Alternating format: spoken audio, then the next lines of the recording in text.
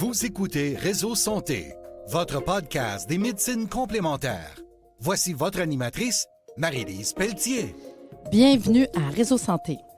Et aujourd'hui, je suis super contente. C'est rare, on fait une entrevue dans le studio, puis on est trois. C'est pas quelque chose qui arrive souvent. Je suis avec Valérie Deslandes et Dany Labrec, les porte-paroles du prochain colloque hypnose. Valérie et Dany, bonjour. Salut. Allô. Hein, non, mais c'est le fun, hein? Puis on jasait hors podcast, puis on a parlé de plein de choses. Tout simplement que l'an passé, on a fait le premier colloque d'hypnose. Dany était venue me rencontrer. Je disais, hey, on fait ça. Puis moi, je trouve ça, écoute, ça a sorti de c'est ça, de mon expertise, parce que moi, je suis naturopathe, homéopathe. Puis moi, je me disais, puis j'ai appris tellement de choses. Puis au fur et à mesure que le colloque s'en venait, puis on va en parler dans quelques instants, bien, Valérie s'en venait, puis elle me disait, on préfère ci, on préfère ça. Puis tout. Fait que ce qui s'est passé, la journée du colloque d'hypnose, bien, je vous ai regardé les deux, j'ai dit, hey, ça vous tente-tu de devenir les deux porte-parole, ce qui a été fait haut la main. Puis je pense qu'on a une équipe extraordinaire parce que vous vous complétez vraiment merveilleusement bien, autant dans les conférences que dans l'arrangement de l'événement. Je vais vous laisser jaser un peu, puis on va revenir sur le colloque de l'année passée, parce que c'est trop le fun. Fait qu'on raconte le colloque d'hypnose de l'année passée. Le colloque... je dis l'année passée, dans le fond, de cet été qui vient de passer au mois de mai. Je dis l'an passé, comme ça, on a déjà fini l'année. Mais le colloque, le premier colloque qu'on a fait, c'était vraiment pour tenter l'expérience, une sorte de pilote, pour voir s'il y avait un intérêt par rapport à l'hypnose et aux gens qui pratiquent l'hypnose au Québec, une sorte de les amener au même endroit pour pouvoir échanger, discuter, puis oui, avec la formule des conférenciers. Mais évidemment, on a eu plus que qu'est-ce qu'on a souhaité, une belle sérendipité. Oui, ça a comme trop bien été. Mais ça a vraiment bien été. Premièrement, on était quasiment, je veux dire, sold out parce qu'on était, oui. La salle était pleine. Puis les gens, parce qu'on n'a pas eu juste des gens dans le domaine de l'hypnose. Puis ça, avec moi, ça m'a impressionné parce que même moi, en tant que thérapeute, ne serait-ce que de parler de la conférence que toi, tu as faite, Valérie, qui parlait des enfants, je veux dire, des enfants. Moi, j'ai 9 petits-enfants. Puis déjà, la journée que j'ai entendu ta conférence, exemple, déjà, moi, je parlais à ma belle-fille. T'as-tu pensé à l'hypnose pour ton gars? Tu sais, c'est niaiseux, là. Puis ce que j'aime, c'est que souvent, juste ouvrir une porte, je ne veux pas nécessairement qu'on devienne toutes des hypnologues, mais je pourrais, moi, référer quelqu'un. Je pourrais prendre un petit cours pour moi, peut-être me servir un peu pour moi, personnellement, si j'avais un problème de stress, d'anxiété, je sais pas, mettons que je ne bois pas de l'eau, puis que je commence à boire de l'eau, puis je veux me faire quelque chose. Je sais pas, il y a peut-être de quoi faire de ce côté-là. Mais pour vrai, moi, je trouve qu'il y a des choses qu'on a appris, puis vous nous avez amené tellement à des endroits différents. Pour moi, qui est en arrière de ça, qui ne connaissait pas rien. Puis même toute la journée, je disais, moi, je ne suis pas hypnologue, puis je ne reviens pas que je suis ici, puis je ne reviens pas de tout ce qu'on apprend, tu sais.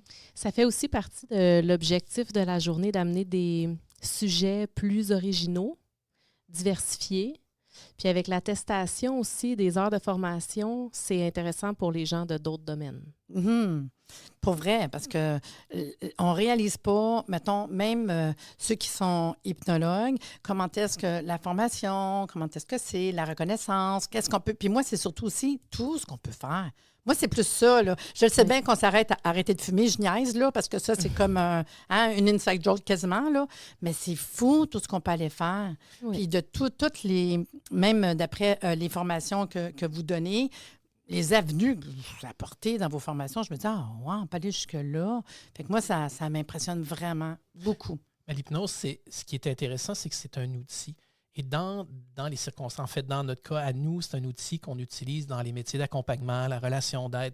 Donc, il y a beaucoup de types de demandes pour l'hypnose. Puis on prend cette voie, on dit c'est la voie royale vers le subconscient pour pouvoir travailler des éléments qui peut-être nous échappent, peut-être qui sont dans nos angles morts.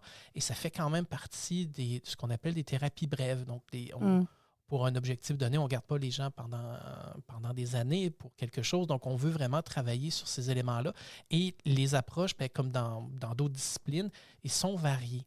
Et c'est ça qu'on vient rehausser, c'est ça qu'on vient présenter au colloque, les différentes approches, c'est-à-dire tout seul dans notre coin, puis c'est souvent le cas des hypnologues, des hypnothérapeutes qui pratiquent, ils sont dans leur coin, ils ont eu leur formation, leur pratique, ils ont leur approche à eux, mais de voir autre chose qui est tout aussi bon, tout aussi équivalent, ça vient enrichir le métier, ça vient enrichir le domaine et ça vient surtout faire en sorte qu'on peut échanger entre nous pour créer quelque chose de beaucoup plus vaste que d'être chacun dans notre coin. Mm-hmm. Et là, le prochain colloque, c'est le 22 mai 2026, de 9h à 4h30. Il y a 6 conférences, des exposants, un repas, des tirages. On a été pourris la dernière fois. Il y a eu tellement de tirages.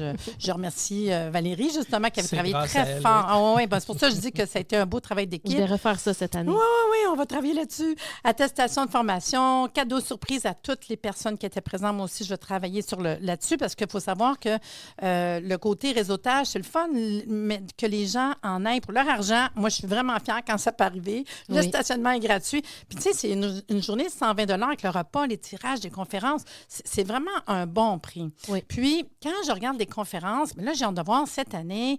Dani, tu vas venir nous parler de quoi? Bien, ce que j'ai le goût de venir présenter cette année, c'est vraiment l'état des lieux de l'hypnose au Québec. Où est-ce qu'on est rendu dans tout ça? C'est quoi les constats qu'on peut faire? Qu'est-ce qui fait en sorte qu'on peut avoir un impact? C'est quoi notre place réellement au niveau de notre pratique au Québec? Toutes catégories confondues, évidemment, au niveau de l'hypnose.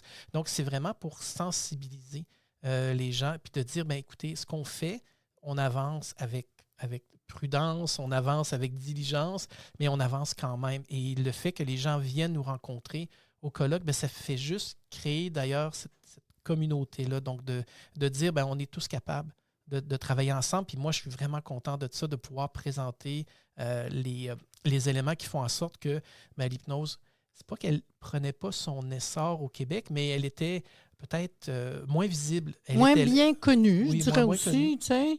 Parce que j'en ai vu, tous les événements que je fais, ça fait 15 ans, puis j'en ai eu des hypnologues. Puis, parenthèse, ça reste pareil que quand j'ai vu ta première conférence dans un événement à Rhythma, je dis, ah ouais, c'est cool. J'ai dit, mais non, à mon congrès, puis tu étais venu au congrès. Puis j'aimais, je te le dis, là, j'aimais comment que tu m'amenais démystifier l'hypnose. Puis tu m'amenais des images à faire, puis même me faire reposer des questions d'où ça vient, les sortes. Puis des fois, c'est juste ça, c'est l'inconnu. C'est plate, mais c'est ça, fait qu'on arrête là. Fait que moi, je pense que tu m'as ouvert, moi, personnellement, l'esprit du côté de l'hypnose différent. Puis je suis tout le temps contente d'apprendre plus encore. Valérie. Oui. Valérie, toi, ta conférence, ça va être sur quoi? Alors, chaque année, on veut un sujet qui s'approche de l'hypnose, mais qui n'est pas un sujet directement lié à l'hypnose. Et cette année, c'est moi qui va avoir le plaisir... Ce mandat de faire ça. En fait, je l'ai pris d'une manière très naturelle, ce mandat-là. Je vais sensibiliser les thérapeutes sur place à la violence conjugale. Donc, quand on reçoit de la violence conjugale dans notre bureau, c'est des clients spéciaux. Qui parlent d'une manière différente. Il y a des choses qu'on peut reconnaître pour bien travailler, pour ne pas partir sur la mauvaise ligne, disons. C'est un sujet spécial. Ah, j'avoue, mais qui touche tellement plein de monde. Oui, beaucoup de monde. Okay. Puis pas juste des adultes. Non. Ça peut être les enfants aussi. Oui. Il y a beaucoup de notions à apprendre dans ce... Oui. Marie-Lise, je ne sais pas faire de speech, je m'excuse. Vous la voyez pas, mais elle vient de verbal. prendre une grande respiration. Oui. C'est un sujet, effectivement, qui est à démystifier. C'est un gros sujet que moi, je vais présenter le plus légèrement possible, mais pour équiper et sensibiliser les thérapeutes. Un hypnothérapeute, à la base, c'est pas un intervenant en violence conjugale, mais si on reconnaît certaines choses, on peut guider mieux. Ouais. Définitivement. Alors, je m'occupe de ça cette année avec beaucoup de bonne humeur, beaucoup de plaisir et le moins de lourdeur possible. Mais je disais, regarde, non, mais tu sais, c'est encore pareil. Je disais que tout ce qu'on peut aller chercher comme information, que même moi, je pensais pas. Tu sais, me disait ça, puis ça a fait comme, wow, j'ai des frissons même. Wow, tu sais, parce que encore là, c'est peut-être une clé qui peut fonctionner avec quelqu'un, puis que toutes les autres clés n'ont pas fonctionné. Oui. Puis, tu sais, des fois, le monde, tu sais, non, ça, non, ça, non. Ça, peut-être qu'on pourrait avoir une ouverture, même minime soit-elle, d'amener un aide quelconque. Oui. Moi, le bien-être peut passer par l'hypnose. Oui. Quand on organise un événement comme ça, c'est le deuxième. Une des choses qu'on fait, je dis là, il faut trouver des conférenciers. Parce que c'est une des choses. Déjà, en partant, on le sait que nos porte-paroles vont faire de quoi d'intéressant, comme ce que vous venez de me donner. Je suis très contente. Là, je commence à regarder les conférenciers qu'on va avoir. On a choisi Marie Boulanger. Pourquoi? Parlez-moi un petit peu. Bien, Marie, elle est à la tête de l'Institut d'hypnose globale du Québec. Donc, c'est une école aussi, une école de formation en hypnose. Et le but dans tout ça, c'était justement d'inviter d'autres écoles, d'autres perspectives, de venir parler aussi parce qu'on est, si on prend l'hypnose comme, je disais, un outil, mais comme un instrument de musique, il y en a qui aiment la guitare, d'autres le piano, d'autres aiment la flûte. Donc, c'est vraiment une approche différente aussi de présenter ça. Et avec les écoles, c'est important aussi, moi, j'ai ça à cœur, qu'on puisse discuter, échanger, se parler, parce qu'on veut la même chose. En fait, nos approches peuvent être différentes. On va dire, notre philosophie peut différer d'une approche à l'autre, mais je pense que le fond de tout ça, c'est qu'on veut faire rayonner l'hypnose, on veut permettre aux gens de profiter, de bénéficier de cet outil-là. Donc, Marie me semblait tout indiquée pour pouvoir venir discuter de ça avec nous. Donc, une école qui est là aussi présente. Il n'y a pas juste nous. Hein? Là, la première édition, c'était, je me disais, OK, je lance le truc. Puis, Mais moi, je trouve ça bon parce que je crois à tous ensemble pour la santé. Ça a toujours été mon slogan, de toute façon. Puis d'être ensemble, c'est la force du groupe. Tu sais. Fait que moi, je trouve ça vraiment merveilleux. Puis Danny est très communauté. C'est sa vision. Pour lui, si les bonnes grosses écoles d'hypnose du Québec se mettent ensemble, on va mieux faire avancer l'hypnose au Québec d'une manière générale. C'est vraiment la vision de Danny. C'est une vision qui est admirable, selon moi, d'ailleurs. Ben oui. Non, mais c'est sûr, pour ça, moi, je trouve ça comme merveilleux. Là. Après ça, il y a Benoît Boisvert. Puis c'est le fun parce que Benoît est déjà venu comme conférencier au Congrès Santé, mais écoute, ça doit faire 10 ans, je pense, dans le temps que je faisais à l'hôpital Marie-Clarac. D'ailleurs, l'école de Benoît Boisvert, c'est l'école de laquelle j'ai été diplômée en 2011. Quand j'ai commencé ma pratique, moi, je me suis convertie complètement à l'hypnose humaniste en 2020. Mais ma première école, c'était celle de Benoît. Donc, c'est déjà juste cute, un grand plaisir. Oui. Je trouve ça le fun. Puis toi, de ton bord, pourquoi?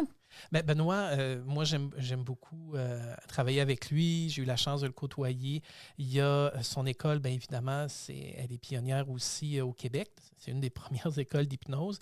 Et de venir aussi parler, c'est exactement ça. C'est une voie de plus pour éviter les chasses gardées ou les choses comme ça. Oui, on a tous nos choses qu'on aime, on a tous, on va dire, notre école, notre entreprise, mais le fait d'être ensemble, puis je trouve que Benoît aussi, il exprime bien ce qu'est l'hypnose aussi au Québec. Donc, je voulais qu'il vienne présenter, rajouter là-dessus pour qu'on puisse créer des échanges vraiment conviviaux.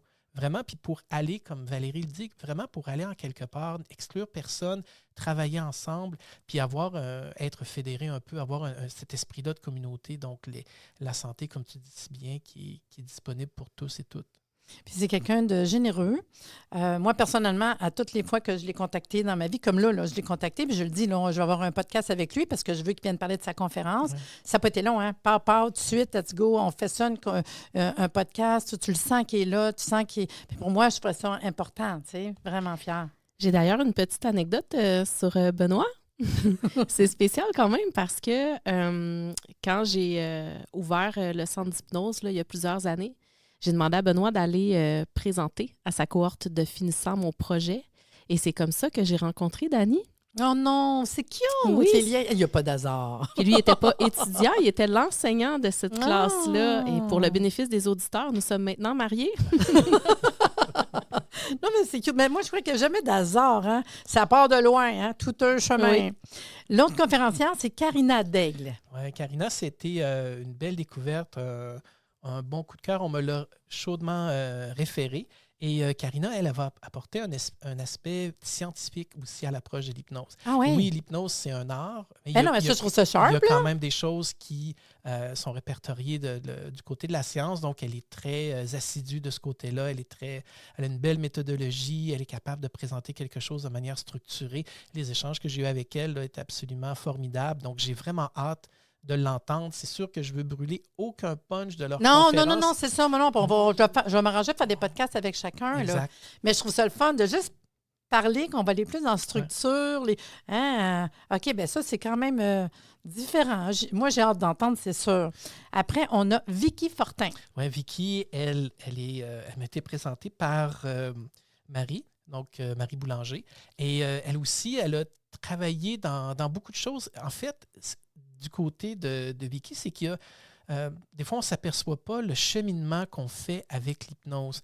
Comment l'hypnose avance, parfois discrètement, parfois subtilement, parfois inconsciemment, un jeu de mots ici avec l'hypnose, mais il y a des avancées qui se font et il y a une reconnaissance aussi qui est de plus en plus grandissante.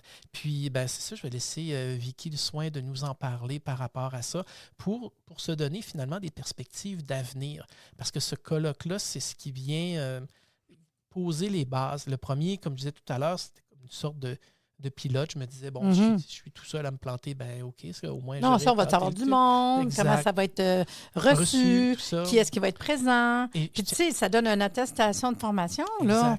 Quelqu'un on a besoin de faire nos heures de formation continue. Fait que, tu sais, tu as ton attestation de formation, tu as passé une belle journée, on a eu des prix de présence, des cadeaux, on apprend des choses. Puis, je le répète, ça peut être autant que moi qui veux référer. Oui. Je ne suis pas obligée de dire, je vais faire l'hypnose, mais ça peut être aussi, j'ai peut-être une clé à rajouter à ma thérapie que moi j'offre aux gens.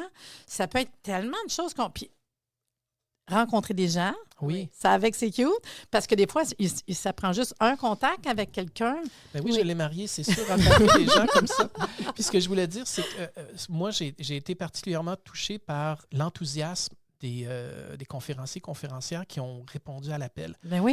J'ai discuté avec eux, ils étaient vraiment heureux de ça. Donc, c'est vraiment un rassemblement pour tout le monde, pour pouvoir échanger, puis en espérant que ça puisse nous mener vers d'autres horizons encore plus prometteurs pour ce qu'on fait.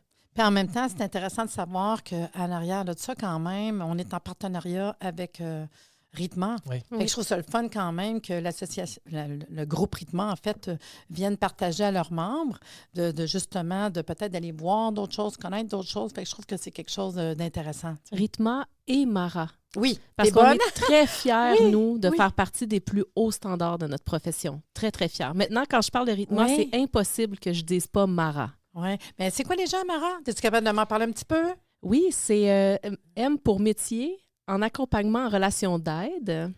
Et en fait, c'est qu'on élève les standards, on travaille sur la meilleure pratique, la meilleure éthique possible, on respecte les différentes lois qui sont mises en place, on respecte l'ordre des psychologues, les collèges de médecins, tous ces gens-là qui veulent protéger le public. Nous, on dit oui, protégeons le public en pratiquant l'hypnose de la bonne manière au Québec. C'est ça, c'est ça. Puis je sais que, puis je ne veux pas dire la pas bonne affaire, parce que le dernier événement, ça a été mentionné que justement, les Mara, ceux qui sont certifiés Mara, je pense que c'est une certification. Oui, c'est une certification. Qu'on va chercher avec la formation, qu'on soit hypnologue, qu'on soit quelqu'un en relation d'aide, en fait. Oui. Puis là, je sais qu'ils ont fait un lien avec santé. Avec Clic Santé. Ah oui, Clic Santé. Oui, exact. C'est ça qui a été nommé la dernière fois. Je ne sais pas, parce que moi, je ne suis pas en relation d'aide, là. Ben, j'en fais dans mon bureau, veux pas un petit peu, mais je le sais qu'ils ont été chercher quelque chose avec... En fait, Rythma génère des gros avancements pour l'hypnose au Québec.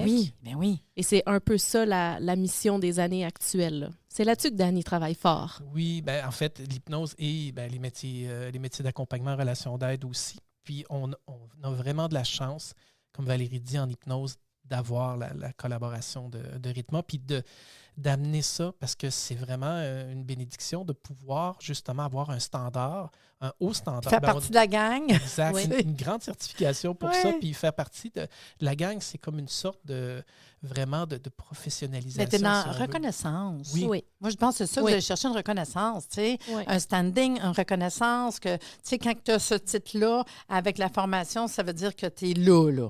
Il y en a bien des fois qui ont des craintes, mais go, essayez puis allez-y, tu sais. Oui. Bon, je vais répéter pour les auditeurs, le prochain colloque d'hypnose, le 22 mai, de 9h à 16h30, 6 conférences, des exposants, un repas d'étirage, attestation de formation, cadeaux surprise, réseautage, stationnement gratuit. Vous allez voir l'information en détail des conférenciers qu'on a parlé au www.arrsanté.ca. Vous allez voir toute l'information. Puis, vous verrez l'information aussi sur nos deux porte-paroles que j'étais contente d'avoir avec moi aujourd'hui, qui est Valérie Deslandes et Dany Labrec. Vous êtes fin d'être venue aujourd'hui parler de ça, puis moi, je dis que longue vie au colloque hypnose. Oh, merci. Oui, merci Marie-Lise. Et sur ça, je vous dis à bientôt. Je vous conseille d'aller voir les informations www.arrsanté.ca.